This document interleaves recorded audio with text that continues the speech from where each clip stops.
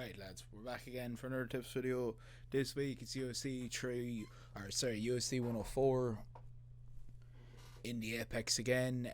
Roman Dolidze versus Vettori. This card is fucking terrible. I'm just gonna go straight off the bat. I think this is a big fuck you to ESPN at this rate. I really think the UFC are just saying fuck you with their weekly cards. Because 313 was very good, but this card, very shit. So the odds are going to reflect this. I've tried my absolute hardest. This is why this video is coming up so late. This is really hard to pick good odds for a good sort of bet, but I think I've got it. I think I've got it the best I can. So we'll go down to the lock of the week. Oh, sorry, we'll actually talk about last week. Bruno Ferreira did not get the knockout. Somehow he submitted Aaron Petrusian with a really weak armbar. Aaron Petrusian's been released. I'm not fucking surprised. Aaron Petrusian's absolutely awful. He's a kickboxer, and that's the only thing he was good at was kickboxing. You take him out of kickboxing, he's absolutely fucking terrible. But I think the easiest way to do this is just to get down to it. A few other bets landed last week and stuff like that, but the lock landing, that's the main thing. Anyways, we'll get down to this week's lock of the week.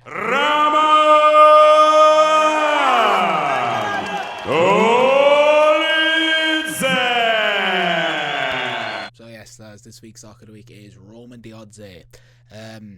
The only other reason I'm kind of picking this is ring rust. I think Marvin Vettori is going to look for any way out of this fight. I realistically do not think, I haven't seen him fight in, I think it's 2 years. I think he's been injured. I also think he's supposedly just pulled out of a lot of fights. I don't know if that's 100% true, but I can assume that he won't beat Roman Dolidze in this rematch. I think Roman Dolidze has been the more active fighter. He's finished Phil Hawes over this time. He beat Anthony Smith. He broke out Kevin Ribs. Like, he was going to be Kevin Holland until his rib popped out. Marvin Vettori, realistically, his only actual win over the last nearly 3 years is Roman Dolidze in a kind of boring 5-rounder. I'm not really sure why they've remade this fight. I don't think anyone wanted this back, but it's very much an Apex main event. So yeah, I'll go with Roman Dolidze. I think he has more power in the hands. I think he could finish it on the feet. Marvin Vettori's always had a great chin, and that I don't think will be cracked, but I think there's a possibility of him getting too tired to be able to fight. I can see this being a sort of Paulo Costa, Chris Weidman sort of situation where they come back, look good for a solid 5 minutes, and then just gas. I think that's a very, very possibility. Ring rust is a very, very big thing. I think Roman Dolidze has the wrestling advantage now as well. I definitely don't argue that Roman Dolidze has the wrestling advantage. And I think that's it. I don't really have anything else to say. I really want to see Vettori doing it. I think the one bet I was going to put on this, if anyone can find it, is a point deduction in this main event, but I can't find that in the apps and I'm raging. 110% Marvin Vettori is going to get a point deduction. I can guarantee it he's going to get a point deduction to look for a way out of this fight. 110%. But that's going to be the lock. Roman Dolidze. I think the odds are a bit mad because Roman Dolidze is the more active one. I'm not sure if Marvin Vettori is the favourite, to be honest, but that's the lock. We'll get down to the favourites. Okay, you're going to see the favourites here, and to be honest, even I think it's weird putting this. I'm going to put 15 on this. It brings back 45. I'm just going to say it before the ACA because I know this looks absolutely fucking criminal. I get that. I know. We'll go through it. Lima there, I realistically don't have to say a massive amount about a lot of these fighters. Lima's going to win easily. I realistically just think it's going to be a complete domination. He's the better wrestler, the better grappling, the better strike and everything. There's no physical way he loses this fight. He could get the finish to finish his live, but I won't tip anything along those lines. Next one's Waldo Acosta. I don't actually really like Waldo Acosta. I think most of his performances are either look for the big strike, if not be held up against the cage and nothing really else. But he's fighting Ryan Spann, who's on a 2-fight losing streak, who, to be 100% honest, I'm never really a big fan of Ryan Spann.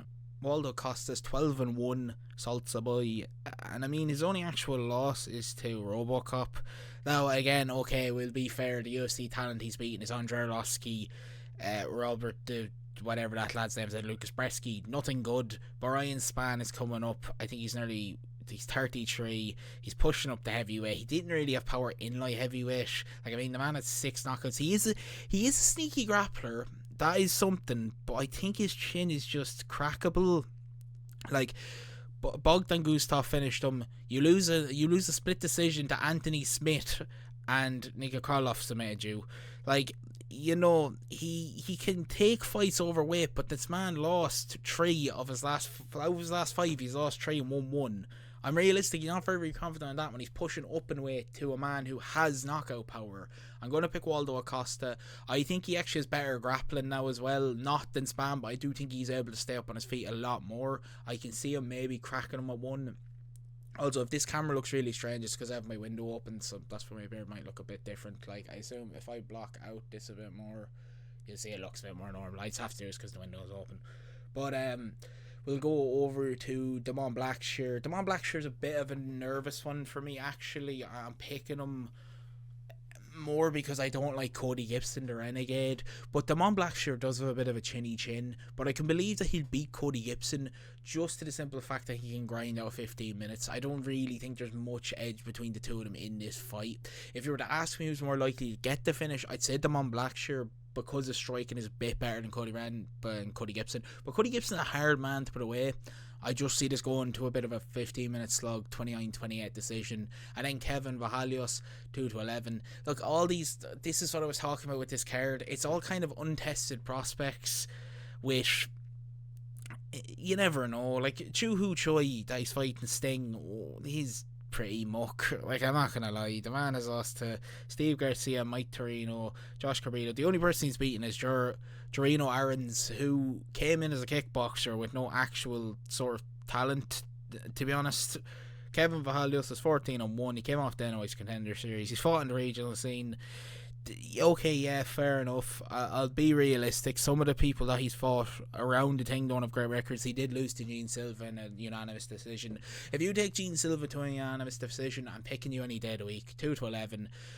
Sting is just not very good. Kevin Vahalios should have the reach in his fight, should have the strike, and should have the grappling. There's really not a lot for me to say in this, to be honest.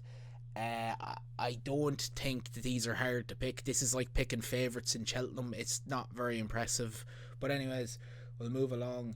We'll go to the underdogs. Now, the underdogs, I think, is where it might get a bit interesting. But so yeah, we're going to push into this.